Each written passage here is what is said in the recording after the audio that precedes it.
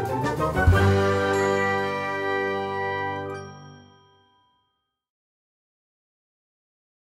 everyone, it's Chris, your friendly neighborhood Minnesota comic geek with a new discussion topic video. But before we dive into that, I would ask that if you enjoy this type of comic book related content, please give the video a thumbs up and subscribe to the channel so that you don't miss any future videos.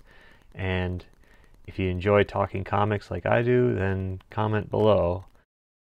Alright, so the topic for this video is Ultimate Spider-Man #1 that just came out 13 days ago, January 10th.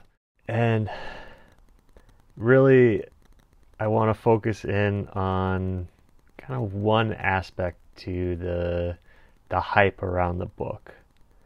And that is, how did comic shops get caught so flat-footed in the number of copies they ordered for their respective shops?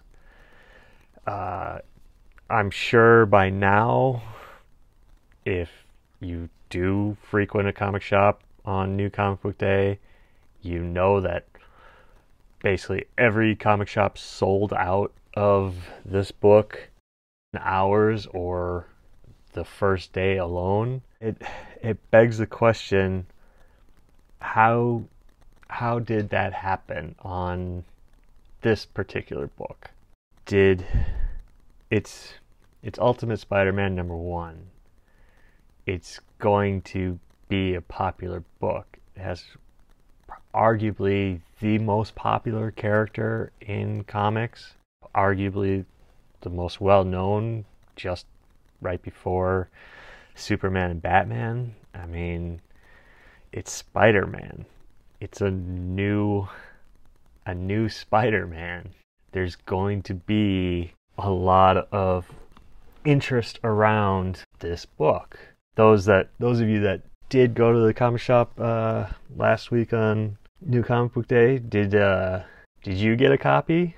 Like, were you able to, or was your shop sold out? Did you have to go to a secondary shop near you, or even a third or fourth option? I know on the New Comic Book Day that it came out, I frequent Hot Comics in Richfield here in Minnesota, and I guess I took for granted when I stopped in that they would have plenty of copies of this book, because again, it's a first issue, it's Ultimate Spider-Man. Like I said, I took for granted that they would have plenty of copies. And so when I went in, like normal, I didn't see it on the shelf. So I assumed that the shipment had just been delayed, or there was some issue with the shipment in transit that they just didn't get the book in that day, which it has happened many times throughout my stop-ins there. It happens. Sometimes things get delayed. That's all I can say. I didn't think anything of it. I didn't even bother to ask the people manning the register. Like I said, I didn't think anything of it until this last weekend, a few days after, when I started seeing some videos and stuff on YouTube about this particular book and just the massive hype around it. Is getting back to it, like, I don't understand how comic shops don't learn from history.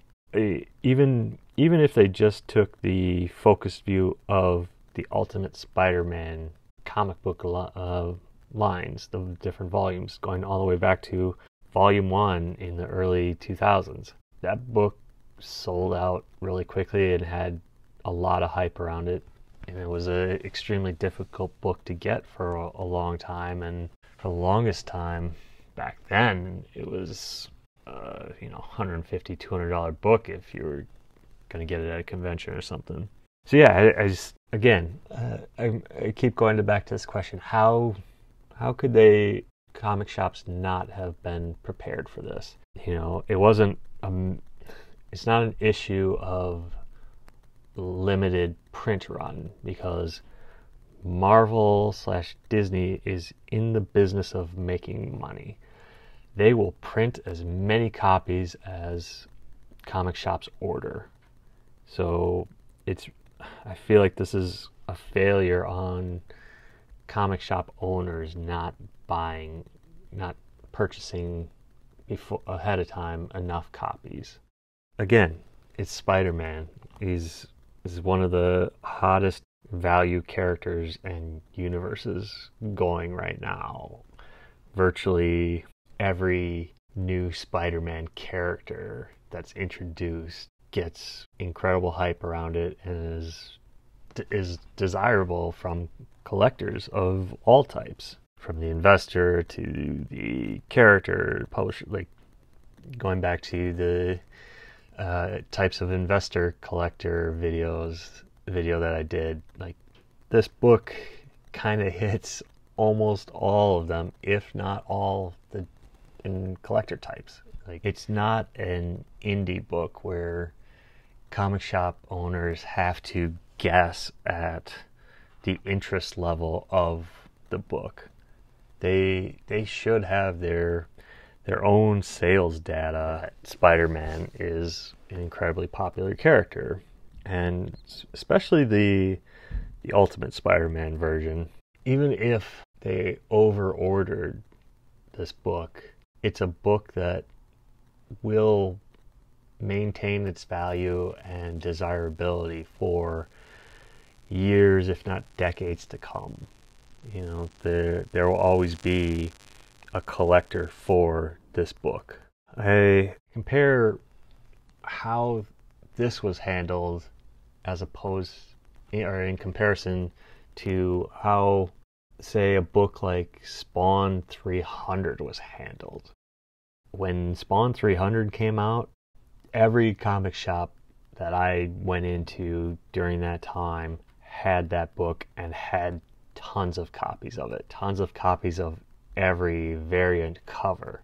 So much so that for probably at least a month after that book came out, every week that I stopped in, I picked up a new different cover just because I wanted to have the different copies.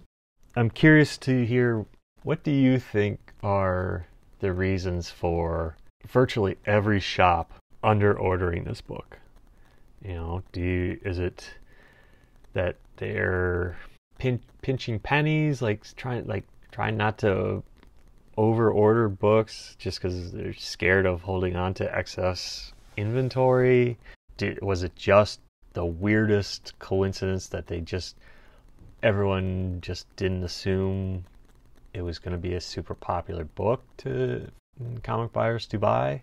I'm really struggling on the reasons behind why this book got under ordered.